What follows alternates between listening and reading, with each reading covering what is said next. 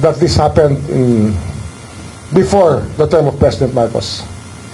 Some of them, at least, one picture that showed, that was used in the affidavit, would show us that it was done during the time of Lord Velasco as Speaker of the House. At least just one of them. I'm not talking about the others, but there was one picture there that was put in the affidavit that was actually taken before we assumed office. Something happening before 2022. I just received an intelligence report, and it seems to be very reliable. Huwag na lang, bukas na lang.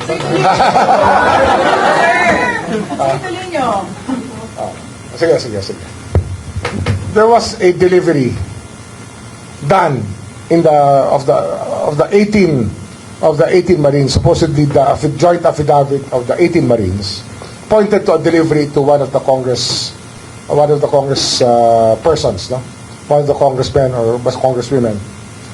But when we investigated that angle, it appears that this delivery was done during the time of Speaker Lord Velasco. That picture that was put in the affidavit was done during the time of Speaker Lord Velasco. So it is not an entirely accurate depiction of even pictures. What you see here is really a manipulation of facts to make it appear that that was that, but actually they were playing with timelines, and this is one timeline that they played with, that this happened before the term of President Marcos. Some of them, at least, one picture that showed, that was used in the affidavit, would show us that it was done during the time of Lord Velasco as Speaker of the House. At least just one of them.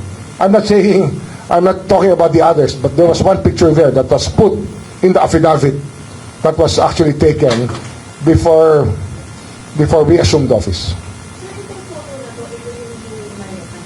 Maleta na dineliver sa isang tao.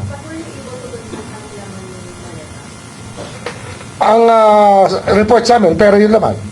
Pero yung report nga, it was delivered during that time. So, you're talking about something happening before 2022. Ano dito? I have reason to believe that Mike Defensor was called to task already by people concerned with that picture that was shown.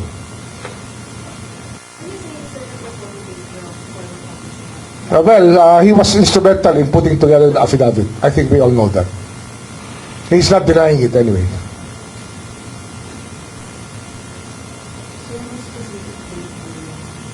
I find out again, but it's a very reliable person telling me that that picture was taken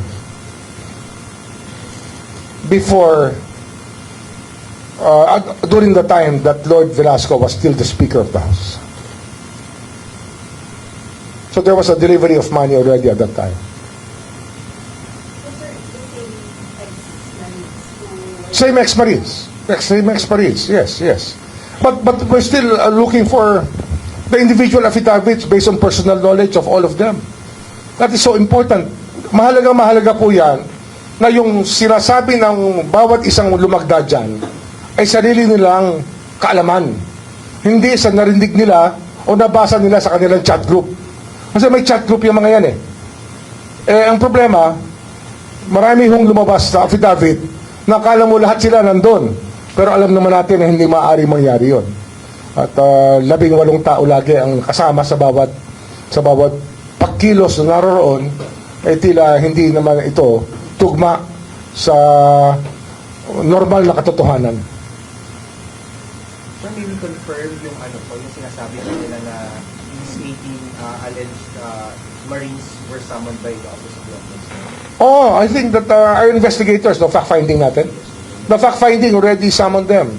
Kasi nga, ba't bigyan mo kami ng 18 kayong pipirma? Kakausapin namin kayo, tatanungin namin kayo sa lahat ng inyong pinirmahan. Diba? Yun yan, magsasabit ka ng dokumento dito, panindigan mo. Huwag mo sasayangin ang oras ng opisina namin. Kaya dapat, panindigan nyo lahat. Tsaka, ilagay nyo yung detalye ng bawat isang tao kung saan siya kasama. Kasi sabihin natin, there were 200 deliveries or 100 deliveries. Kasama ba siya sa 100 deliveries? Hindi siya nawala kahit minsan? Ayun ang tinatanong natin dito. Eh marami dyan, siguro naka-3 delivery, naka-4, naka-5, pero hindi 100. Pero sinasabi noon, 100 magkakasama silang lahat. Pag pumirma ka, lumagda ka sa affidavit na yon. Eh di ba dapat yan, personal knowledge eh. Kaya yun ang gusto natin malaman. Lilinawin lang natin kasi ang hinahabol natin dito yung kamalian pa rin. The act itself is still what we are after. Siyempre, gusto natin malaman talaga kung ano nangyari.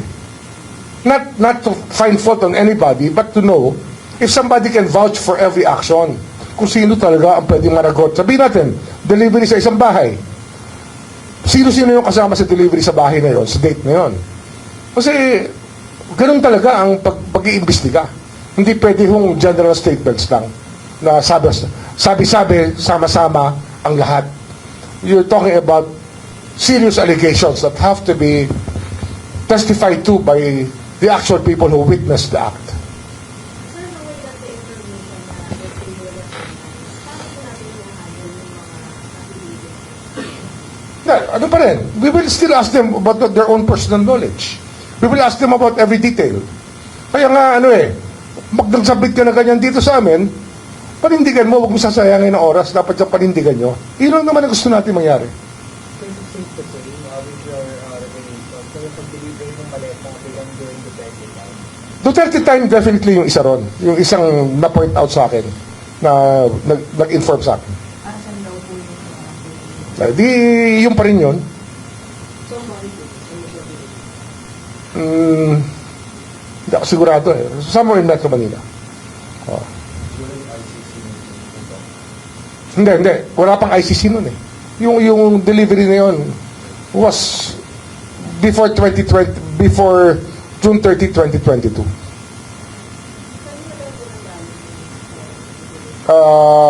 Yan.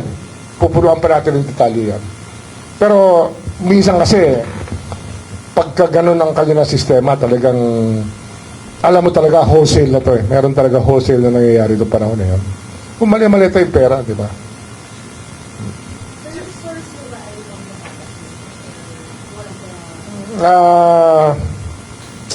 Basta marami tayong source. Nanggaling tayo ron eh. Di ba? We came from there eh. I was a congressman during at that time. Kaya hindi naman ako magtataka kung ganun nga ang nangyari. Sir, you mentioned kanina na si Mike Defensor was asked para ayusin na. Meron na lumapit kay Mike Defensor to ko sa picture ko yun. Sige, tanongin niyo siya kung sino yun. He might want to tell you. Sir, gaano kataas itong taong ito? Ano yung figura niya sa politika? Congress. Congressman. Member of Congress. Influential, mataas ang posisyon. Anong panahon na yun? Influential. Okay. Hanggang ngayon, sir? Basta. Ayun na. Hanggang yan. Sir, Basta. Andyan lang yun. Oh. Malalaman nyo naman yan. You ask Mike Defensor. Servan Alvarez po from UNC. Ibig sabihin po ba yung investigation na dun sa 89 focus muna dun sa identity nila, hindi muna dun sa mga pinangalanan. Hindi, ano yan eh. Ang unang-una, bago ka kumilos sa isang affidavit, dapat magtanong ka muna ng tanong tungkol sa affidavit. Kasi dapat ma-ascertain mo muna yung facts eh. Paano ka magtatanong, paano ka mag-iimbestiga ng tao kung balibag yung kung balibag yung affidavit eh. Kaya gusto natin, malaman natin lahat. Hindi pwedeng balibag tapos tanggapin natin ng hook, line, and sinker lahat. Sa pagkakataon na 18 yung pirma sa isang affidavit na mga pangyayari na umaabot ng mahigit o halos 3 taon, baka naman marami magic masyado yun. Kaya kailangan malaman natin lahat ng detalye kung sino talaga ang magpapatunay sa bawat detalye na binigay sa isang affidavit. Hindi pwedeng 18 kayo tapos nagkwentuhan kayo sabay lahat kayo pipirma ng affidavit. Hindi naman pwedeng ang affidavit ikwento eh. Dapat yan yung talaga naranasan mo at nasaksihan mo. Ang paglalagay ng affidavit, pagiging saksiyan sa pangyayari. Hindi ito magiging receiver ng chismis sa isang chat group. Hindi pwede yan.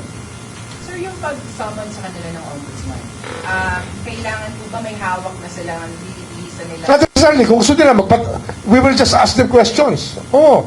Tatanungin sila tungkol sa bawat detalye nun, ng affidavit na yon. So mag-aaral na sila ngayon. Kung gusto nilang talagang aminin lahat, na kanila lahat yon, na sila talaga ay nandun sa bawat pagkakataon. Diba? Kung aakuin nila ang lahat ng pangyayari doon. Sir, kailan po ninyo sila? Hindi ko alam ang ate, may sapina na ba tayo? Sir, we're waiting for the individual. Kasi dinirect namin na na magsabit na individual affidavits Di ba? Para naman fair. Fairness lang naman yan Hindi ka pwede magtago sa isang grupo. Lahat kayo na nandun, meron kayong pananagutan.